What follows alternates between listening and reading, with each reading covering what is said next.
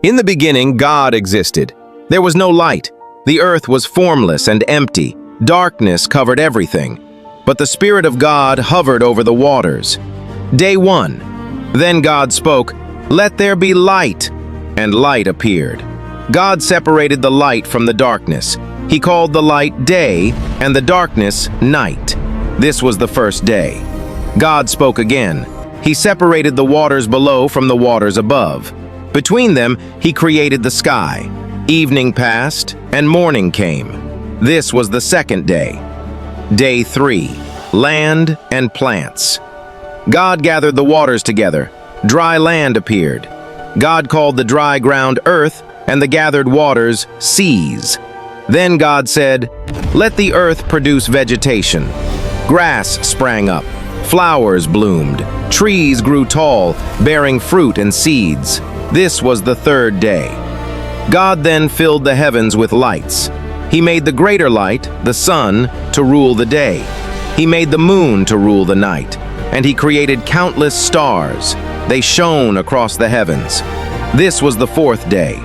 God filled the oceans with life. Great creatures swam through the waters. Schools of fish moved through the sea. Then birds filled the skies. They soared above the earth, singing and flying freely. This was the fifth day. Then God created every kind of animal. The earth became full of life.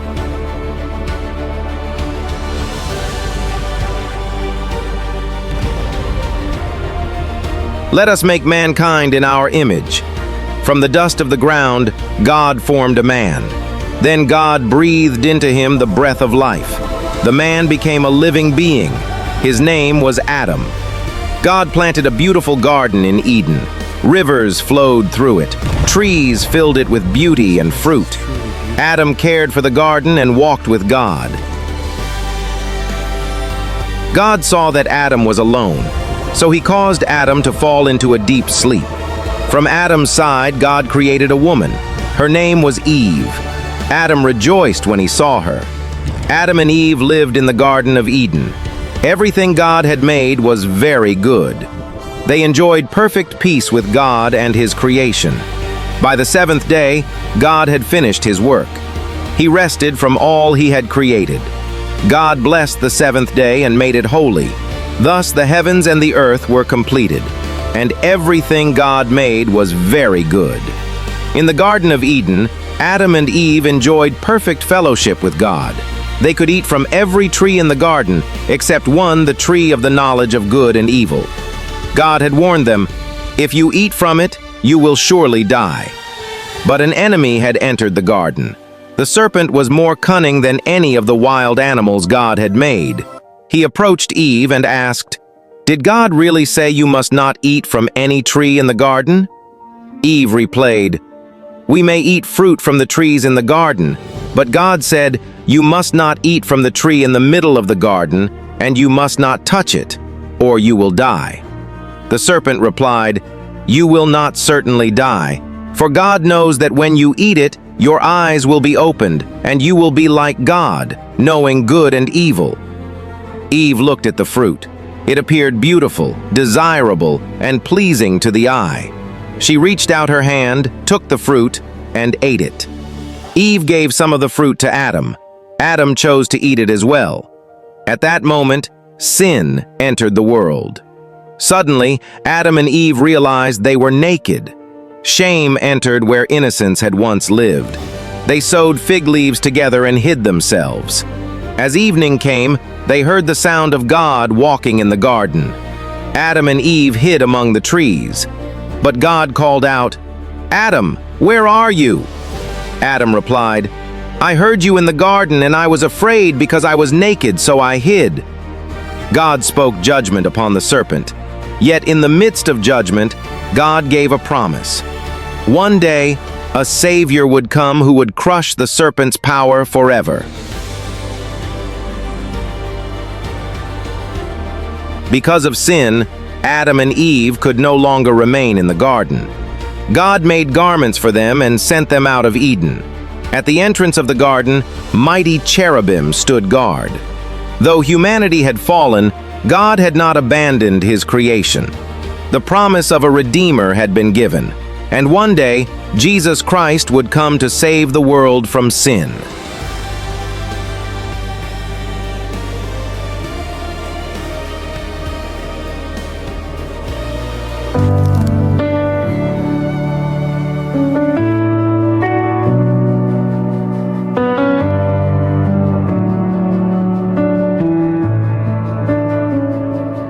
In the beginning, God spoke the word.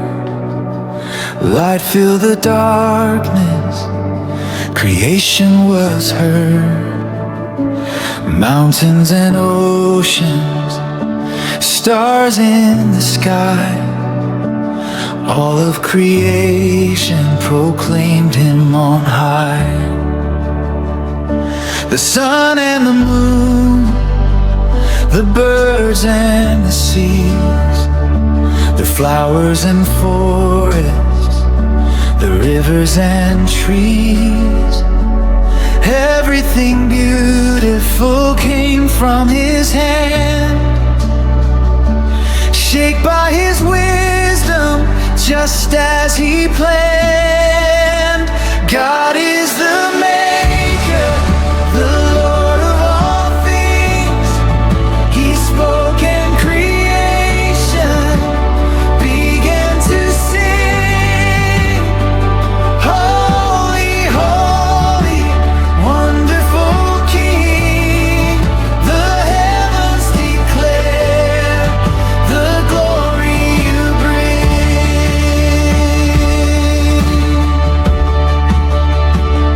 In a beautiful garden filled with delight, Adam and Eve walked close in his light. Peace in the morning, joy every day, living with God in his perfect way. The animals wander peacefully near. Nothing was broken, nothing to fear. The garden was filled with love from above, a picture of God's everlasting love. God is the maker, the Lord of all things. He spoke and creation began to sing. Holy, holy, wonderful King. The heavens declare the glory you bring.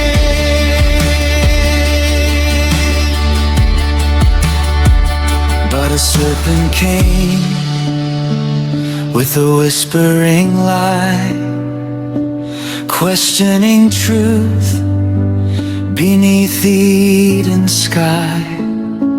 Eve took the fruit, Adam did too. Sin entered the world and innocence flew. Shame and sorrow entered that day. The garden's beauty faded away. Yet even then God made a way, a promise of hope that would never fade.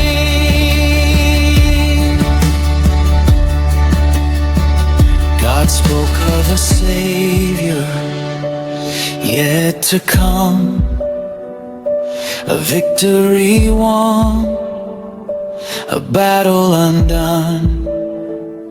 Though darkness would wound, it would not remain. The serpent would fall and lose its reign. Through every age, his promise stayed true. His love remained faithful, his mercy renewed. One day Jesus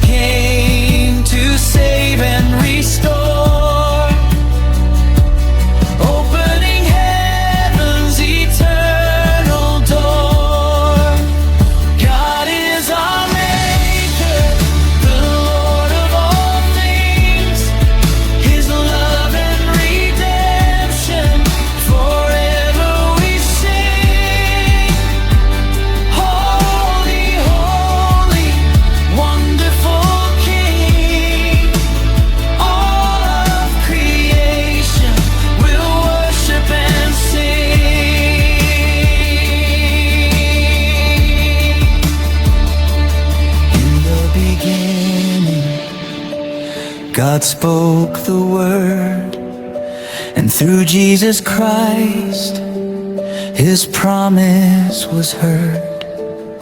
Forever and ever, His glory will shine, the Creator, Redeemer, forever divine.